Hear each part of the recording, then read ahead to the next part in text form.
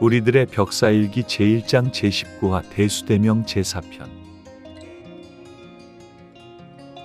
잘 됐지 뭐. 그래, 2년 안에 결판을 내자. 승주 언니, 정말 미안해. 내 남은 수명을 더 주고 싶지만 그럴 수 없어서 정말 미안해. 승주에게 남은 수명을 더 주지 못하는 자신의 얼마 남지 않은 짧은 수명을 한탄하며 수인은 집 현관문을 열고 거실을 향해 터벅터벅 발걸음을 옮겼다. 다시 들어온 무당의 집 거실에는 피범벅이 된 채 쓰러진 남자 박수무당이 보였고 백마녀는 기절한 남자 박수무당의 뺨을 연신 후려갈기며 앉아 있었다. 수희가 들어온 것을 본 백마녀는 거친 싸대기질을 멈추고 궁금하다는 듯이 수희를 향해 고개를 돌려 물었다. 어떻게 일은 잘 해결됐고? 네, 뭐 대충 할머니가 원하는 것도 해드렸어요. 제가 아주 힘들게 해드린 것만 알아주세요. 아셨죠? 졸라 힘들었어요. 다행이라는 듯이 환하게 웃어 보이는 백마녀를 향해 수희가 말했다. 그나저나 이 인간은 아주 피떡이 됐네. 적당히 패셔야지 저러다 사람 죽겠어요. 사람 목숨 그렇게 쉽게 끊어지지 않는다. 사법적인 처벌보다야 그냥 우리 손에서 끝내는 게 정확하고 빠르겠지? 그렇긴 하죠. 근데 솔직히 할머니도 손주 살린다고 한 일이 착한 일은 아니라는 거 알고 계신 거죠? 수희가 피떡이 된 남자 박수무당을 쳐다보다 이윽고 고개를 돌려 백마녀를 쏘아보며 말했다. 수희가 전곡을 찌르자 백마녀는 나지막하게 옅은 신음소리를 내며 슬픈 목소리로 힘겹게 말했다. 그래, 어차피 다 내가 짊어질 일들이다. 죽은 경호원들의 가족들에게는 내 섭섭지 않게 금전적으로 꼭 보답하마. 그렇다고 그 원한이나 죄가 사라지지 않는 것은 그 누구보다 잘 안다. 돈으로 슬픔을 살 순 없지. 내 누구보다 그것을 잘 알고 있다. 그것 또한 전부 다 내가 감당하마. 아주 좋네요. 그런 마인드. 반드시 다 책임지셔야 해요. 돈으로 해결할 순 없지만 남겨진 가족들한테는 그거라도 하셔야 해요. 할머니 돈 아주 많으시잖아요? 그리고 그 마음, 미안하고 죄스러운 마음. 그거 잊지 않고 죽은 사람들 가족들에게 보답하면서 사세요. 수희를 마주보며 맞는 말이라는 듯이 고개를 가만히 끄덕이던 백마녀가 갑자기 무언가 결심한 듯이 수희를 바라보며 말했다. 너 말이다. 너의 가족들 복수를 해야 한다고 했지. 내가 도와주마. 옛말에 맹귀우목이라는 말이 있다. 눈먼 거북이가 운 좋게 나무를 만나서 육지를 올랐다는 말이다. 이 맹귀우목이라는 말이 수희를 두고 하는 말이 아닐까. 수희는 지금 의도치 않게 계획에도 없던 백마녀라는 듬직한 천군만마를 손에 얻은 셈이었다. 백마녀가 전적으로 수희를 돕겠다고 나선 이상 이제 금전적인 돈에 관련한 문제에 있어서는 수희에게 큰 고민이 없게 된 것이다. 화마에게 복수를 하는 데 있어 더할 나위 없는 든든한 아군이 생긴 것이다. 오, 할머니, 나중에 말 바꾸기 없기에요. 이제 귀신들 처리한다고 사방팔방 안 돌아다녀도 되나? 할머니 돈 엄청 많죠? 나 그럼 이제부터 돈 걱정하지 말고 필요하면 돈 아주 펑펑 써야겠다. 히힛. 수희는 한껏 신나는 목소리로 말하고 있었지만 사실 마음 한구석에서는 무거운 상념에 잠겨 있었다.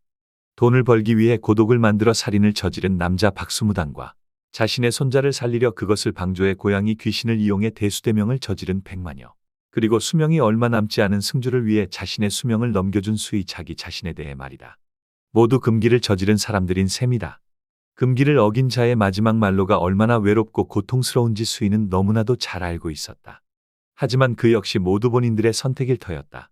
후회할지언정 다시 똑같은 선택의 기로에 선다면 모두 똑같은 선택을 할 것이 분명했다. 뭐 사실 아까 나도 내 수명 잘라서 다른 사람 줬거든요. 이제 나도 내 시간이 얼마 안 남아서 빨리 복수 끝내야 해요. 할머니가 도와준다고 먼저 말 꺼낸 거니까 진짜로 나 이제부터 할머니 돈 필요할 때 막 써도 되는 거죠. 그래, 팍팍 써라. 어차피 내가 죽을 때까지 써도 다 못 쓰고 죽는다. 너라도 쓰면 다행이지. 우리 서로 다른 사람한테 목숨 수혈해준 비슷한 처지끼리 한잔 할까? 오늘은 내가 거하게 쏘마. 오, 나 비싼 술 먹어야겠다. 그렇지 않아도 오늘 너무 힘들어서 술 땡겼는데. 히힛, 나 비싼 술 먹어도 돼요? 그럼 대신에 죽기 직전까지만 먹어라. 신난다. 이것도 나중에 딴 말하기 없기에요. 비싼 술을 얻어먹을 생각에 한껏 신이나 어깨를 들썩이는 수희를 바라보며 백마녀는 한바구음을 지어 보였다. 그런 백마녀를 마주보며 수희 역시 사이좋게 너털웃음을 지어 보였다. 상현은 무표정한 얼굴로 두 여자를 쳐다보며 조심스럽게 말을 꺼냈다. 저 이만 가셔야 할 것 같습니다. 서둘러 돌아가야 한다는 상현의 말에 백마녀는 수희를 향해 고갯짓을 해보였다. 쓰러진 남자 박수무당을 들쳐 업은 상현이 앞장섰고 수희와 백마녀가 나란히 그 뒤를 따랐다. 수희는 입을 쩝쩝 다시다가 자신의 에코백을 뒤적거리며 담배를 찾았지만 아까 집마당에서 강림도령과 대적하며 피운 담배가 마지막 돛대였다. 수희는 담배가 다 떨어져 아쉬운 나머지 입맛만 다시던 차였다. 그런 수희를 흘끗 쳐다본 백마녀는 자신의 손가방에서 담배를 한 개비 꺼내 수희 입에 물려주고는 라이터로 불까지 붙여주며 말했다. 젊은 처자가 담배를 펴? 남 생각은 안 하나? 젊은 것이 말이야. 아이고, 이 할매 기억력 보소. 그러는 할머니야말로 종우보다 오래 사시려면 담배 좀 줄이셔야 할 것 같은데요. 눈을 한껏 셀죽이며 입술을 잔뜩 내민 수희가 웃으며 말했다. 지금 백마녀가 수희에게 꺼낸 말은 분명 종우와 수환이 입원한 병원에서 수희가 떨어뜨린 담배를 주워주며 백마녀가 수희에게 쏘아붙인 말이었다. 그 말을 들은 수희는 손뼉을 치며 웃어댔다. 그렇게 사이좋게 담배에 불을 붙인 두 여자는 입에 담배를 물고 서로 바라보며 깔깔대고 웃었다. 후에 모든 일이 끝나고 백마녀의 지시로 알아낸 상현의 말에 의하면 이 무당은 고아원에서 어린 남자 아이를 하나 입양한 뒤 사고사로 위장해 아이를 죽여 보험금을 타내었을 뿐만 아니라 그 아이를 굶겨 죽이면서 세탄이로 만든 모양이었다. 처음에는 분명 세탄이 하나로 신발이 살아나 남양주 지역에서 유명한 무당으로 위세를 떨쳤을 테지만 어느 순간부터 타락한 자신에게 세탄이 마저 신발을 보이지 않아 결국은 고양이들을 잡아다 죽인 뒤 고독술로 묘기까지 부리게 된 것 같다고 했다. 수희가 나중에 곰곰이 생각해보니 세탄이는 그런 고양이 귀신들이 두려워 단지에 숨어든 것이고 자신을 죽인 양아버지라는 그 남자 박수무당을 아버지랍시고 지키기 위해 그렇게 애를 쓰다가 결국 넝마가 되어 너덜너덜해진 상태로 영혼이 소멸 직전까지 간 것 같았다. 수희는 남양주 전원주택 집을 떠나기 전에 상현에게 부탁해 그 집에 불을 질렀다. 남양주 박수무당은 인간으로서 해서는 안 될 추악한 짓을 저질렀다. 물론 입양한 아이를 죽인 것에 대한 사법적인 처벌을 받아야 하겠지만 사고사로 위장해 보험금까지 타낸 이상 그것을 증명하기란 쉽지 않을 것이다.